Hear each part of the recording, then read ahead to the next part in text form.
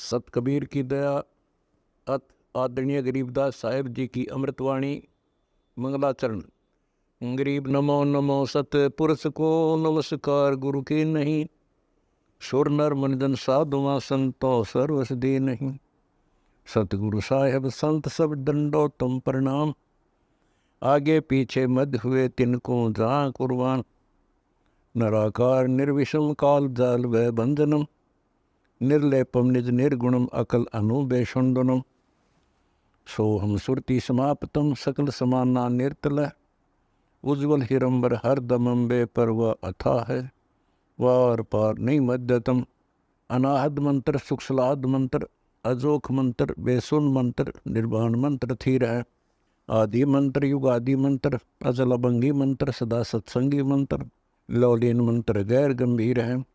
सोहम सुभान मंत्र, अगम अनुराग मंत्र, निर्भय अडोल मंत्र, निर्गुण निर्बंध मंत्र, निश्चर मंत्र अनेक है। गैबी गुलजार मंत्र, निर्भय निराधार मंत्र, सुमरत सुकृत मंत्र, अगमी अबंच मंत्र, अदली मंत्र अलेख है। फजलम फराक मंत्र, बिन रसना गुणलाप मंत्र, झिलमिल जहूर मंत्र, सर्वंग भरपूर मंत्र, सैलान मंत्र सार है। निरंकार गरक मंत्र, तेज पुंज परख मंत्र, अदली अबंध मंत्र, अजप्पा निरसंद मंत्र, अविगत अनहद मंत्र, दिल में दीदार है। वाणी विनोद मंत्र, आनंद असोद मंत्र, कुर्सी करार मंत्र, अनबय उचार मंत्र, उज्ज्वल मंत्र अलेख है। साहिब सतराम मंत्र, साई निकाम मंत्र, पारक प्रकाश मंत्र, हीरंबर हुलास मंत्र, मौले मलार मंत्र, पलक बीज खलक है। कौन ब्रह्मा का पिता है, कौन विष्णु की माँ, शंकर का दादा कौन है, हमको दे बता। यह जानने के लिए कृपया सुनिए जगत गुरु तत्वदर्शी संत रामपाल जी महाराज के हारी।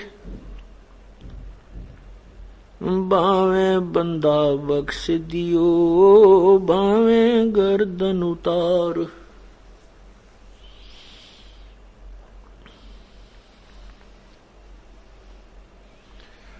अवगुण मेरे बाप जी, बख्शो गरीब नवाज।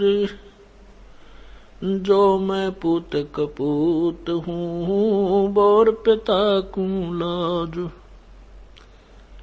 मैं अपराधी जन्म का, नक्सक भरे विकार। तुम दाता दुख भंजना, मेरी करो संभार।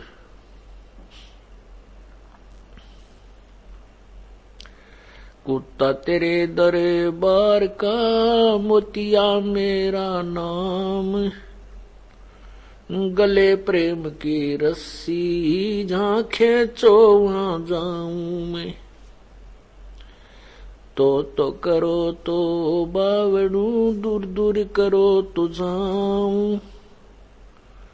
जो राखो तो ही रहूं, जो देवो सो खाऊं।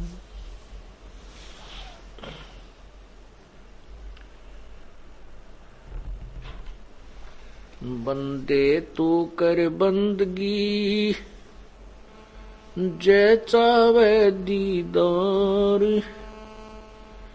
अवसर मानुष जन्म का, भाई मिलन बारंबार। मानुष जन्म दुर्लभ है, ये मिले न बारंबार।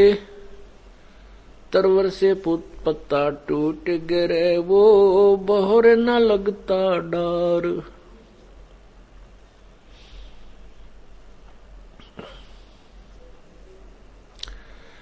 मेले के माँ जाए कर, देखे बहुत उपंगे। संध्या खाली घर गया, कछु न लाया संग। ऐसा मेला जगत का, समझ बूझ रे हंस। बिना भक्ति लुटेगा, तेरा तन मन हो विध्वंस। लूट सको तो लूटियो राम नाम की लूट, पीछे फिर पछताओगे प्राण जहांगे छूट।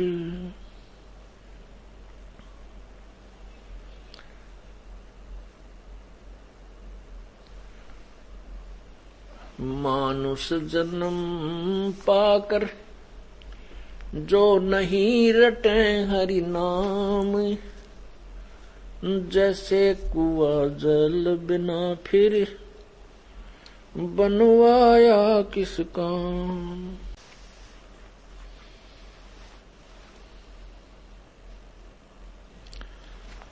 पूर्ण ब्रह्म कृपा निदान सुन के सो करतार, गरीब दास मुझ दीन की रखियो बहुत संभार।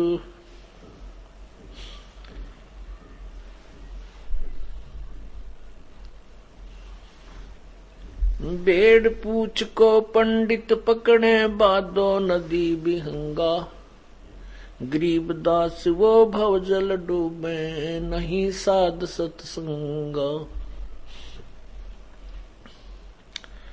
जिन मिलते सुख उपजे मिटे कोटि उपाद, भवन चतुर्दशे ढूंढियो वो परम स्नेही साध।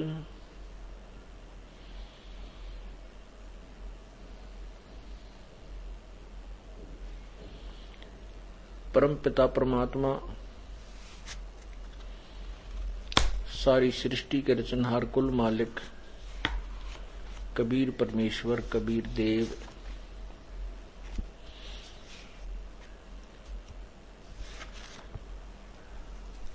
अज्ञान निद्रा में सोई हुई इन पुण्यात्माओं को अपने तत्व ज्ञान के द्वारा जागृत करते हैं।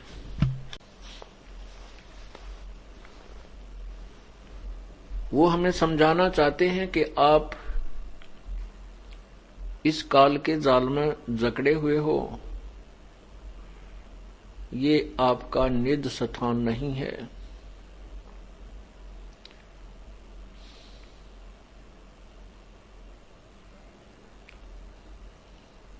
उस परमपिता परमात्मा को प्राप्त करके हम सदा के लिए सुखी हो जाएंगे।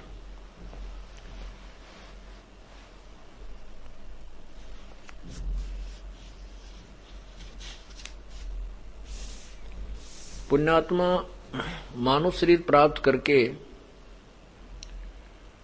जो परमात्मा की भक्ति नहीं करते, उनके विषय में प्रभु कह रहे हैं कि मानुष जन्म पाके जो नहीं रटे हरि नाम, भाई जैसे कुआं जल बिना फिर बनवाया क्या काम। अब कूप के जो गुण होते हैं, कुआं इसलिए बनवाया जाता है कि उसमें स्वादिष्ट जल हो, मीठा जल हो। यदि उस कुएं में जल नहीं है और कुएं का बाकी सब बिल्डिंग ठीक बना रखी है, उसका नाम फिर भी कुआं ही है, लेकिन उसमें गुण कुएं के नहीं है, उसमें गुण कुएं के नहीं है। ठीक इसी प्रकार परमात्मा हमें बताना चाहते हैं कि जिन्होंने मानव शरीर प्राप्त है और वो परमात्मा की भक्ति नहीं करते, वो उस जल रहित कूप तुल्य हैं, यूजलेस हैं, उनका कोई लाभ नहीं है।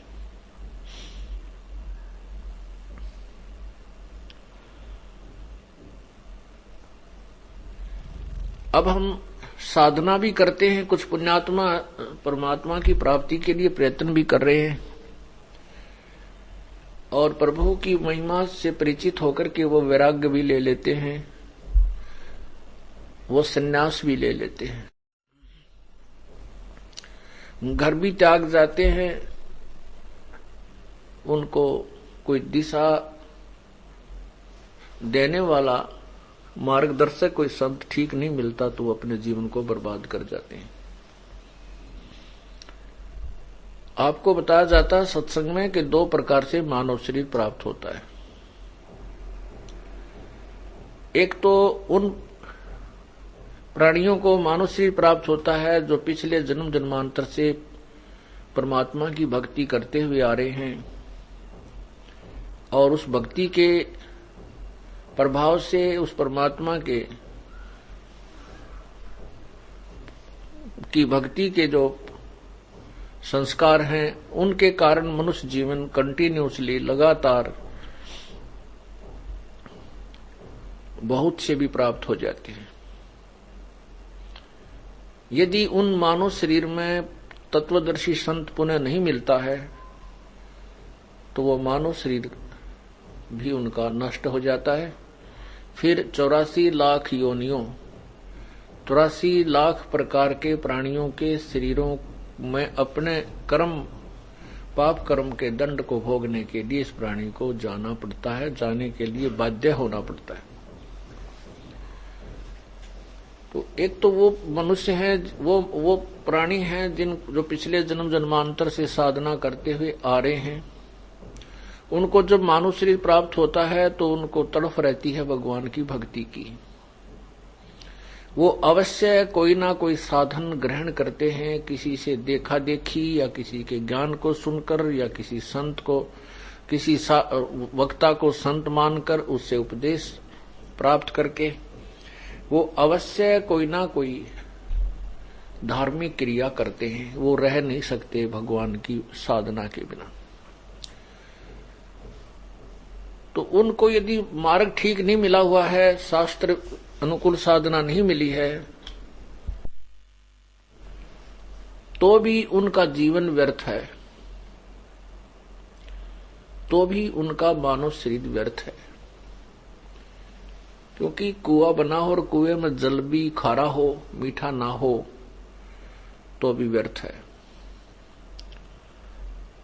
दूसरे प्रकार से जो मानव शरीर प्राप्त होता है वो प्रभु का विधान है कि उस प्राणी को 84 लाख योनियों में भ्रमण करने के उपरांत, यानी 84 लाख योनियों के प्रकार के शरीरों में, प्राणियों के शरीरों में पूरा चक्कर लगाने के बाद टर्न वाइज उसको एक मानव शरीर प्राप्त होता है। वो प्राणी भक्ति नहीं करते, उनका व्यवहार भी बहुत ही रूढ़ होता है। तो ऐसे 2 प्रकार से मानव शरीर प्राप्त प्राणी को होता है। अब जो साधना भी कर रहे हैं वो भी गलत कर रहे हैं, वो भी व्यर्थ है। दूसरे जो साधना कर रहे हैं व्यर्थ, साधना तो व्यर्थ कर ही रहे हैं, साथ में विकार भी कर रहे हैं। जैसे हमने देखा ये हनुमान पुजारी या दूसरे कृष्ण जी के पुजारी,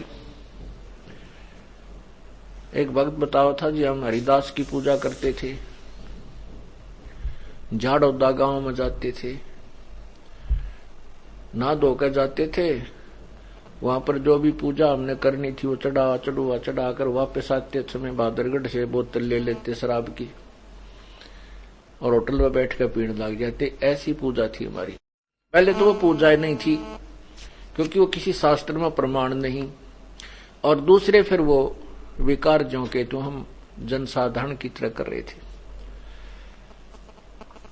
अब बात रही कि जैसे आप पुण्यात्माओं को सतमार्ग भी मिल गया है, सच्ची भक्ति भी आपको प्राप्त है, सब विधि विधान से आप साधना भी कर रहे हो, और साथ में फिर आप बीड़ी, शराब, तंबाकू, मांस, अंडा सेवन करते हो या को चोरी, ठगी, जारी, रिश्वत आदि लेते हो,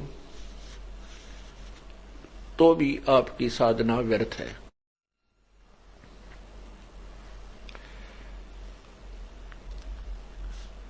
तो ऐसे कुछ भक्त आत्माएं अपने विकार को न त्याग करके और अपनी मनमुखी धारणाएं बना बैठते हैं। कहते हैं हुक्का पीने से क्या फर्क पड़ता है, तंबाकू प्रयोग करने से भक्ति में क्या बाधा आती है, मांस खाने से क्या आती है। जो भी जो व्यसन करता है उसको उसको त्याग ना करके अपनी कोई ना कोई अटकल जोड़ लेता है। वो उसकी अपनी सोच है, परमात्मा का विधान इसके विपरीत है। अब जैसे साधना भी कर रहा है और गुटी ला ली, शराब पी ली या तम्बाकू हुक्का पी लिया, तो क्या फायदा उसका। अब जैसे 2 किलो घी का हलवा बनाया कड़ा, और बनाकर उसमें 1 मुट्ठी बालू रेत गेर दिया और उसको भी ला दिया सारे का, तो वो बनाने का लाभ क्या हुआ। ना बनाता, इससे अच्छा वो सामान और बर्बाद कर दिया। ठीक इसी प्रकार ये परमात्मा के जो भक्ति रूपी कड़ा है, हलवा है, इसको बनाना तो अच्छा है, लेकिन इसमें बालू रेत डालना गलत है। अर्थात नियमों को भंग कर देना, इसमें बालू रेत डालना है। उस करे कराए का डंगा कर देना है, कुबाड़ बना देना है। भक्ति करो तो ढंग से करो, ना करो तो मत करो। क्यों प्रयत्न करते हो, अपना करो जो ऐसा भी तुम कर्महीनता के आधार पर तुम्हें मार्ग मिला है। तो कोई भी मार्ग है, चाहे आप खेल का मैदान है, खेल के मैदान में जो नियम बना रखे हैं, यदि उससे फाउल हो गया तो वो फाउल है, कोई नहीं सुनता, तुरंत विसल बज जाती है, बाहर कर दिया जाता है। तो यहां परमात्मा का ऑटोमेटिक विसल बजती है। जो भी भक्ति कर रहा है वो कोई एक भी कानून का भंग कर देता भगवान के नियम का, तो उसका नाम खंड हो जाता है। नाम खंडित होने के उपरांत वो बेसिक साधना भी करता रहे, कितनी बात बनावे, उसको आध्यात्मिक लाभ नहीं है, वो शून्य हो जाता है।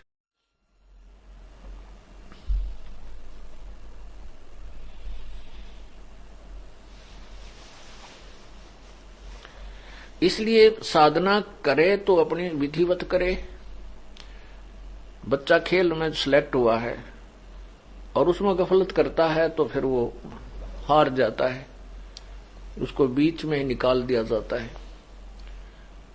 इसलिए हमने इस भगवान के मैच में, भगवान के खेल में हमारा सिलेक्शन हो गया, और अब हम पूरी सावधानी से इस खेल को खेलेंगे तो हम सफल होंगे, अवश्य होंगे। और हम गफलत करेंगे तो परमात्मा हमसे दूर हो जाएगा। यदि हम साधना शास्त्र विरुद्ध करते हैं तो भी व्यर्थ है। गीता जी अध्याय नंबर 16 के श्लोक 23 में कहा है कि शास्त्र विधि को त्याग कर जो मनमाना आचरण अर्थात पूजा करते हैं, उनको न तो कोई सुख होता है, न कार्य सिद्ध होता है, न उनकी कोई गति होती है, इसलिए व्यर्थ है। गीता जी अध्याय नंबर 16 के ही मंत्र 24 में कहा है कि इसलिए अर्जुन कौन सी साधना, कौन से कर्म करने योग्य हैं भक्ति में, कौन से ना करने योग्य हैं, कौन सी साधना करनी चाहिए, कौन सी ना करनी चाहिए, उसके लिए सदग्रंथ ही प्रमाण है,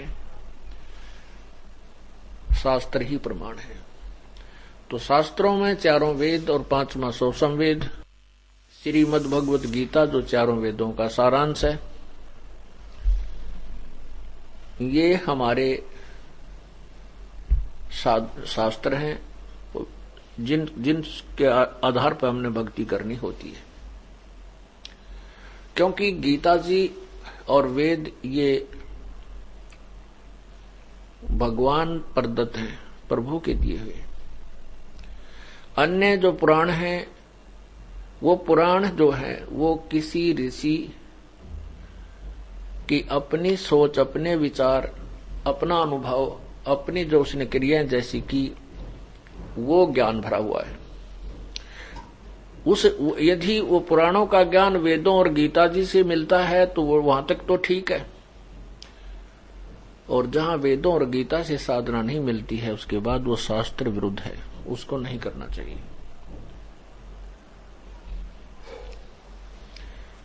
हमने कौन सी साधना करनी चाहिए और कौन सी ना करनी चाहिए, इसके लिए शास्त्र ही प्रमाण है।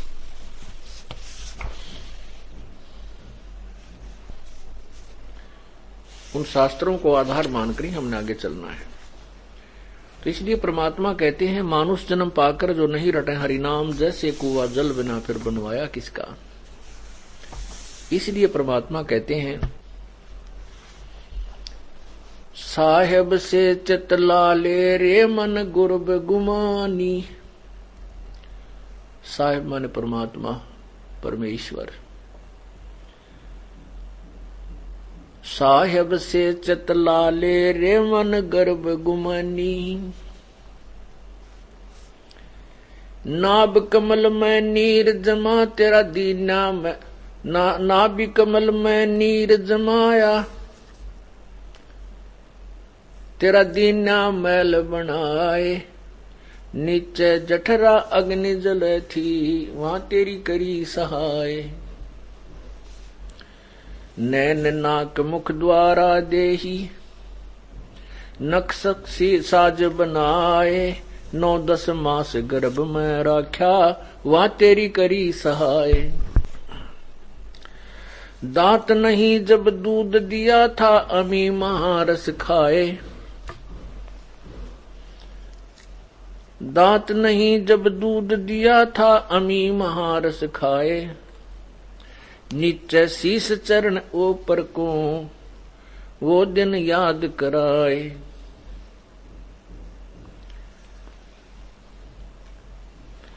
नीचे जठरा अग्नि जल थी तेरे लगी न ताती बाए। बाहर आया बरम बुलाया बाजे तूर सनाए। तू ही तो छाड़ दिया है चला अधम किस राहे। दाई आई घुटी प्याई माता गोद खिलाए। जो दिन आज सुकाल नहीं रे आगे है धर्मराय।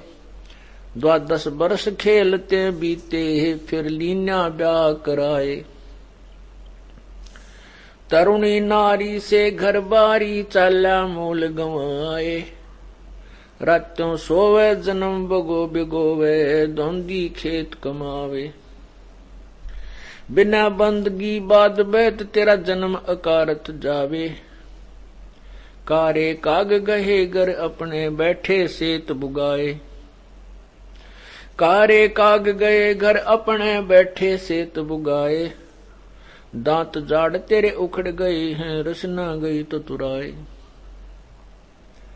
जम किंकर सिरहाने बैठा खर्च कदे का खावे। रसना बीच जो मेख मार है सैनो दाम बताए। ऐसे सोम तेरे जगत में दरा डका रह जाए। कुल के लोग जंगल में लेकर दीन्या ठोक जराए। फिर पीछे तू पशुआ की जय दीजे बैल बनाए। 4 पहर जंगल में डोले तो ना पेट भराए। सिर पर सींग दिए मन बोरे धूम से मच्छर उड़ावे। कांधे जुआ जोते कुआ कोंडों का बुस खावे। फिर पीछे तू खर कीजेगा कुरडी चरने जावे। टूटी कमर पजावे चढ़े तेरा कागा मांस गिलावे। सुखदेव ने 84 भुगती कहाँ रंक कहाँ राय। ऐसी माया काल बली की नारद मुनि भरमाया। दरु प्रहलाद और नामदेव रहे निशान घुराए। दास गरीब कबीर का चेहरा शब्द शब्द समाए।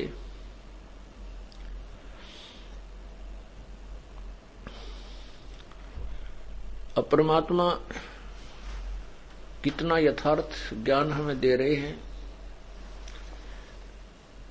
हम मानुष शरीर पाकर के ये सोच लेते हैं कि हमारे ऐसे ही ठाठ बने रहेंगे। अब जिसको कोई कष्ट नहीं, शारीरिक दुख नहीं, कोई परिवार में कोई कष्ट नहीं, पिछले पुण्य उसके ठीक चल रहे हैं, तो वो प्राणी परमात्मा से बहुत दूर हो जाता है।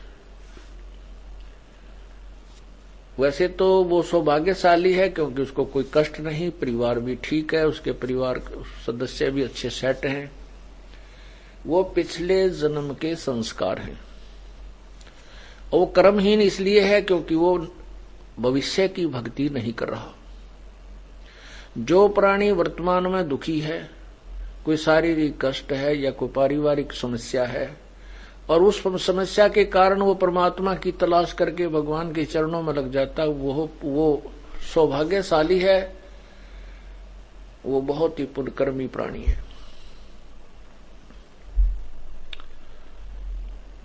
परमात्मा कहते हैं, कबीर सुख के माथे से ला पड़ो, सुख के माथे से ला पड़ो, जो नाम हृदय से जावे, बलिहारी उसे दुख के जो पल पल नाम रटावे। परमात्मा कहते हैं कि ए भगवान, ऐसा सुख भी ना देना, इसे सुख का आग लगो जो तेरे से दूर कर दे हमें। हे परमात्मा, ऐसा दुख, बलिहारी उस दुख के जो तेरा नाम याद कराता है, जो पल पल नाम रटावे। पुण्यात्माओं, जो इंसान सत्संग में पहुंच जाता है, यदि वह सुख में आता है तो और गना बढ़िया, क्योंकि उसके लिए ज्ञान ऐसा बढ़िया मिल जाता है, फिर उसको कहीं हिलने को स्थान नहीं है।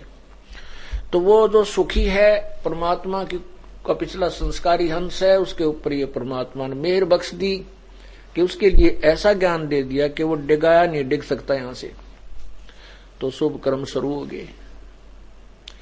एक जो दुखी है, किसी अपने कष्ट निवारण के लिए यहां आया है भगवान के दरबार में, उसके लिए वो कष्ट वरदान सिद्ध होगा।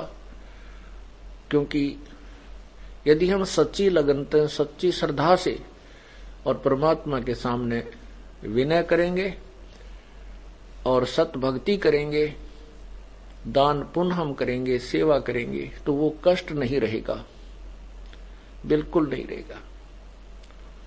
तो वो व्यक्ति जो सब जगह दुखी होकर के, सब संतों पंथों के पास जाकर के सब पूजाएं करके थक चुका था, उसको कहीं वो कष्ट निवारण उसका नहीं हुआ, और यहाँ आते ही होना है, क्योंकि भगवान के गुणों में लिखा हुआ है, और ये परमात्मा पूर्ण है। इन्हीं के गुण जो वेद और गीता गाते हैं, जो भगवान के गुणों में लिखा है कि परमात्मा घोर पाप को भी नाश कर देता है। कितना ही अपराधी व्यक्ति हो, वो भी पार हो जाता है। परमात्मा की वाणी में है कि कुष्टि हो वह संत बंदगी कीजिए, हो वैश्या के विश्वास चरण चित दीजिए। तो परमात्मा के चरणों में आने के बाद कोई कितना ही अपराधी क्यों ना है, वो महात्मा बन जाता है, महान आत्मा, उच्च आत्मा बन जाता है। अब जो सत्संग में आएगा ही नहीं, जैसे कपड़ा कितना ही मैला हो गया है, साबुन और पानी के योग से वो स्वच्छ हो जाता है। यदि साबुन और पानी के संपर्क में आएगा ही नहीं, तो उसका मैल कटेगा कैसे? तो इसलिए सत्संग और ये वास्तविक वे ऑफ वर्शिप, पूजा की विधि, ये हमारे युगों युगों के पाप को समाप्त करने का तरीका है, ट्रीटमेंट है, उपचार है। तो यहां परमात्मा हमें बताना चाहते हैं कि हे प्राणी, आप परमात्मा की भक्ति ना करके ये सोच बैठे हो कि हम ऐसे ही सुखी बने रहेंगे, कभी नहीं। पुण्यात्माओं, जैसे इन्वर्टर की बैटरी चार्ज कर रखी है और उसका कनेक्शन काट दिया जाता है बाद में, तो बैटरी, वो इन्वर्टर अपना काम कर रहा है, पंखा भी चल रहा है, ट्यूब भी जल रही है, और जिसमें वो बैटरी डिस्चार्ज हो जाएगी उस समय सर्व लाभ समाप्त हो जाएंगे। इसलिए जो पुण्यकर्मी प्राणी हैं, पिछले जन्म जन्मांतर से उन्होंने अपनी बैटरी चार्ज कर रखी है, पुण्य उनके संग्रह संचित है, वो जब तक पुण्य चलेंगे तब तक उनकी बैटरी काम करेगी। और फिर वो एक ही दम डिस्चार्ज होगी, खत्म होंगे, सभी सुविधाएं समाप्त हो जाएंगी। एक व्यक्ति भालौट गांव का, नाम से मैं परिचित नहीं रहा, 20 वर्ष पहले, 15 वर्ष पहले, 20 वर्ष पहले लगभग, या 19 वर्ष पहले, जब ये दास नाम पर लगा ही लगा था, वो उसके हमारे एक सेवक के माध्यम से हमें मिला। उसने बताया कि मैंने एमडी कर रखी थी, इसमें एमबीबीएस फिर एमडी होती है कोई, और अस्तल बोहर में वो प्रोफेसर लगा हुआ था। ऐसा किस्मत ने गेड़ा दिया, ऐसे पाप कर्म शुरू हुए, नौकरी भी गई, घर में ऐसी समस्या आ गई, टीवी अपने आप जल जावे, वॉशिंग मशीन में आग लग जा, ना जाने कितने कष्ट, गिनती नहीं वो उसके। फिर वो सब जगह घूम फिर के सब जगह घूम लिया। तो उस समय इस दास को नाम देने का आदेश नहीं था। वो हमारा जो सेवक था, गुरुदेव का सेवक था, उसका वो जान पहचान का था। हम उनके घर भी गए, उसको समझाया कि आप हमारे गुरुदेव से उपदेश लो, तुम्हारा कल्याण हो जाएगा, पर नहीं माना। तो कहने का भाव ये है कि जब तक उसके पुण्य चले तो वो खूब अच्छी तरह से व्यवस्थित था, बढ़िया कोठी बना रखी गांव में सड़क के ऊपर, और बालोट थोड़ी दूर है वहां से, रोहतक से ज्यादा दूर नहीं है। तो कहने का भाव यह है कि इसी प्रकार जब तक इस प्राणी के पुण्य चलते हैं तब तक तो ये मानता है कि मेरी मौज हो रही है, मुझे कोई जरूरत नहीं कि तो भक्ति आदि करने की। तब तो ये सोचता है कि मैं जो कर रहा हूं बस ठीक है, या फिर कहता है बुढ़ापे में देखेंगे भक्ति को, अभी तो खाने और कमाने की आयु है। इस तरह की थ्योरी जो हमने आप पर बना रखी है उस पर हम डटे रहते हैं, क्योंकि हम सत्संग नहीं सुनते, संतों का संग नहीं करते, जिस कारण से हम अपने अनमोल मनुष्य जीवन को बर्बाद कर जाते हैं।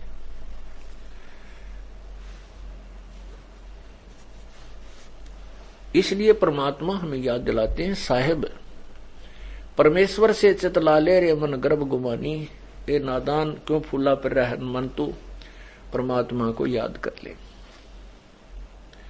उस परमात्मा ने तेरे ऊपर कैसी मेहर की है, ना भी कमल में नीर जमा तेरा दीन्या मैल बना, मां के पेट में, मां के पेट में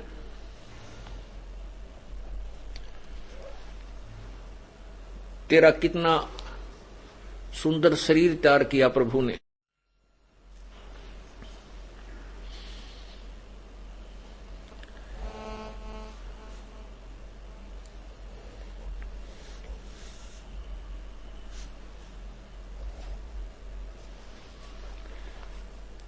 उसमें क्या बताया है कि ना भी कमल में नीर जमा तेरा दीन्या मैल बना, नीचे जठरा अग्नि जले थी तेरे लगी नताती बाय।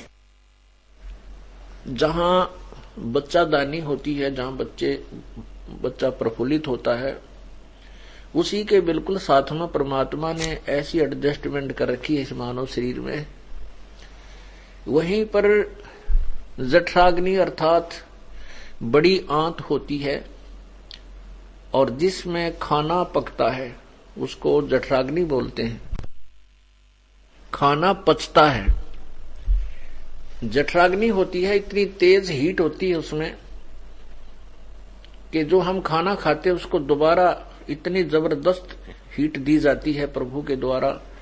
इसी शरीर में ऐसी एनर्जी भगवान ने भर रखी है, उसको फिर नए तरीके से वो उसको पकाती है,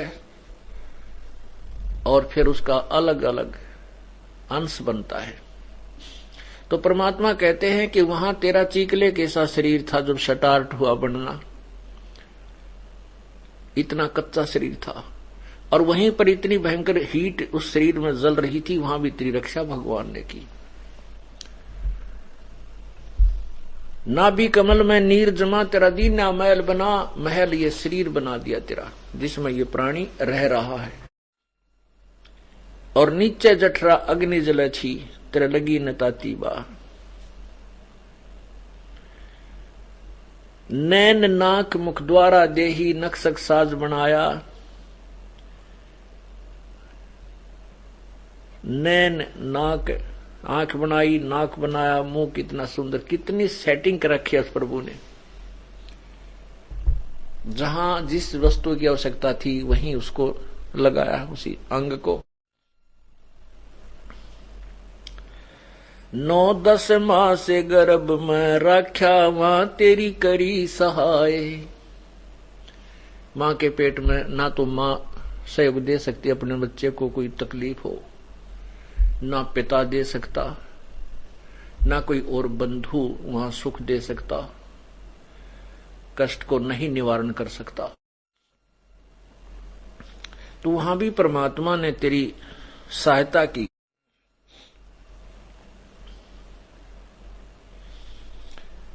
दांत नहीं जब दूध दिया था, अमी महार सिखावे। नीचे शरण शीस ऊपर को, वो दिन याद कराए।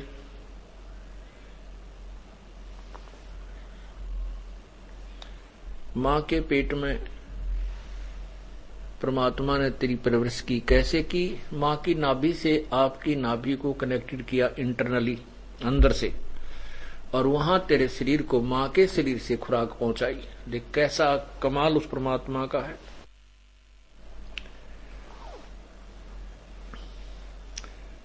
फिर परमात्मा बताते हैं कि मां के पेट से जब तक बच्चा बाहर नहीं आता, मां के स्तन में दूध नहीं होता।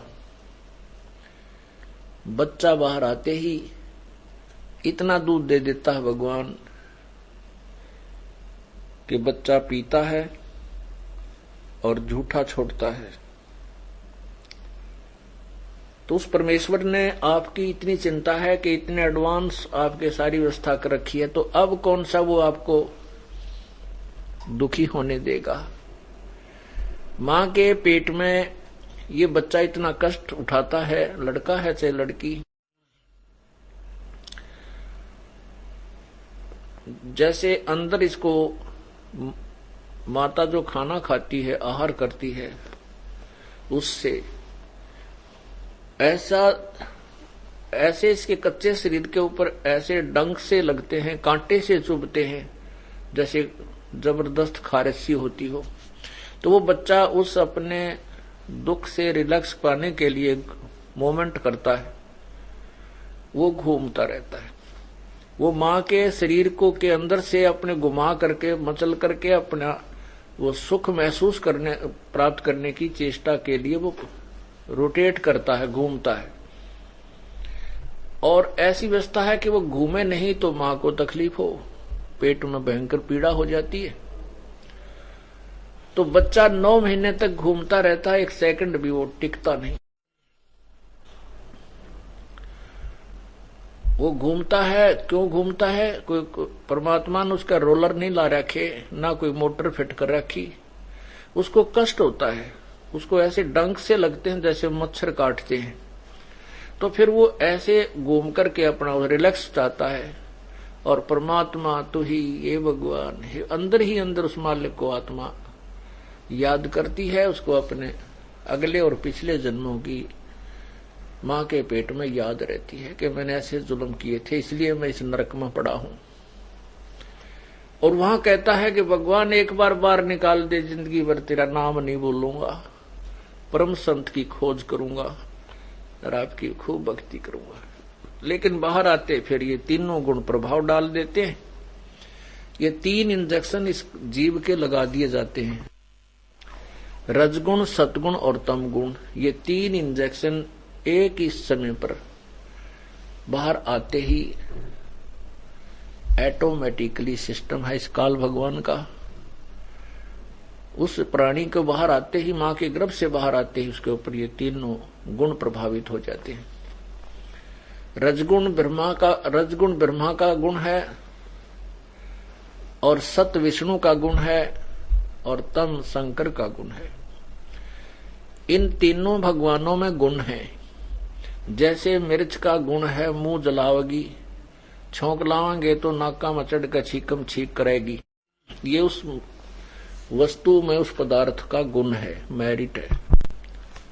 तो जैसे ये भगवान तीनों रजगुण ब्रह्मा, सतगुण विष्णु, तमगुण शिव जी अपने अपने ऊपर राजधानियों में रहते हैं, लेकिन उनसे निकल रहा वो गुण तीनों लोकों के प्राणियों को प्रभावित रखता है। जैसे एक मकान में 3-4 कमरे हों और रसोई में छोंक लगा दिया जाता है और उसमें मिर्चों का, तो मिर्चों की जो धसक होती है, उनका गुण है, वो जाती है तीनों कमरों में घूम जाती है, चारों कमरों में जाती है और वहां बैठे व्यक्ति भी छीकम छीक हो जाते हैं। वो साकार वस्तु रसोई में है, उससे निकल रहा गुण वो सभी कमरों में घूम करके सभी को प्रभावित कर रहा है, वो दिखाई नहीं देता। ठीक इसी प्रकार ब्रह्मा विष्णु महेश इस त्रिगुणमयी माया के द्वारा जीव तुरंत ही वास्तविकता से अपरिचित करवा दिया जाता है। ये काल भगवान का सुनियोजित जाल है, ये उसकी चाल है। अब जैसे किसी को नशे का इंजेक्शन दे दिया जाता है तो वो पड़ा है बेहोश, उसको होश चेताने के लिए फिर उससे एंटीबायोटिक, उसके विपरीत दवा दी जाती है ताकि वो सचेत हो जाए। तो ये सत्संग रूपी जो इंजेक्शन है आपके कानों के माध्यम से डाले जाते हैं ताकि आत्मा होश में आवे और अपने मूल काम को फिर संभाले। उसके लिए ज्ञान दिया जा रहा है। क्या बताते हैं?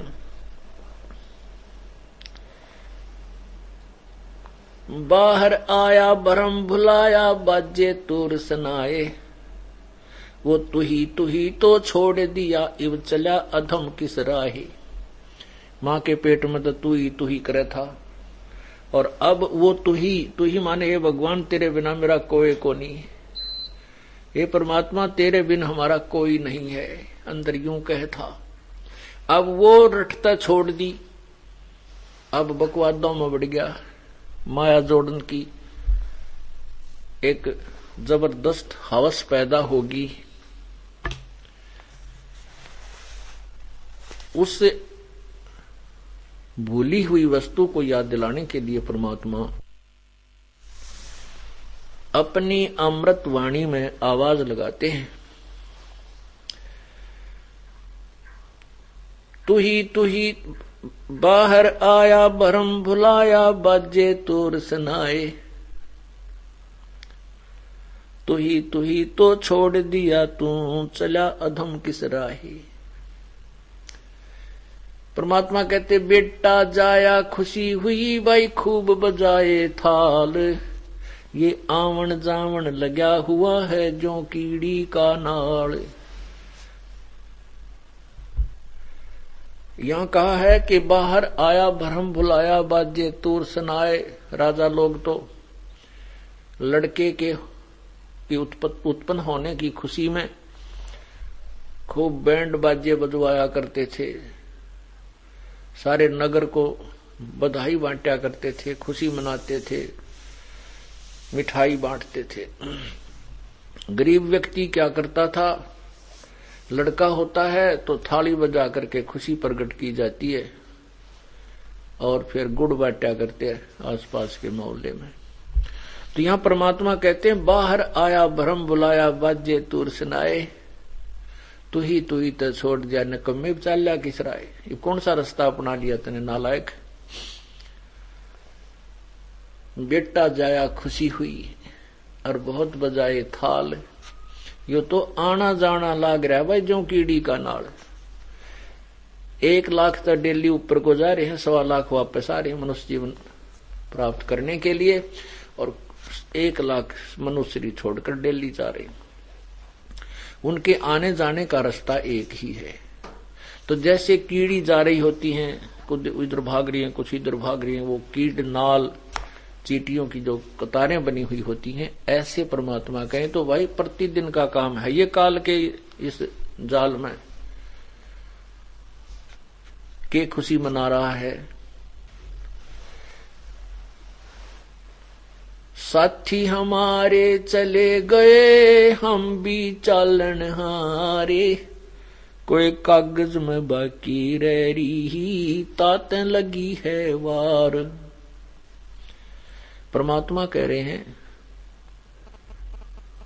जो ये बुजुर्ग हो चुके हैं इनसे पूछिए, इनके साथी, किसी की पत्नी, किसी का भाई, किसी की माँ, चाची, ताई, पड़ोसी, अड़ोस, रिश्तेदार, कोई मित्र, कहते हैं ये सब चले गए और हमारा भी नंबर आने वाला है। हमारा भी कोई कागज में बाकी रह रही है, कोई शेष रह रहा है, अभी कोई सांस शेष है। जिस दिन वो पूरे हो जाएंगे, एक सेकंड नहीं रह सकता यहाँ पर, एक सेकंड भी। और यहाँ के तो ऐसी सुविधाएं हैं, चाहे लाख वर्ष रह लो तो भी पूरी नहीं हो सकती या हवस समाप्त नहीं हो सकती। माया जोड़न की, यहाँ की बकवाद करने की, संपत्ति एकत्रित करने की, तो शरीर छूट जाता है, ये कुमत नहीं छूटती। ये तो संत छुड़वाते हैं,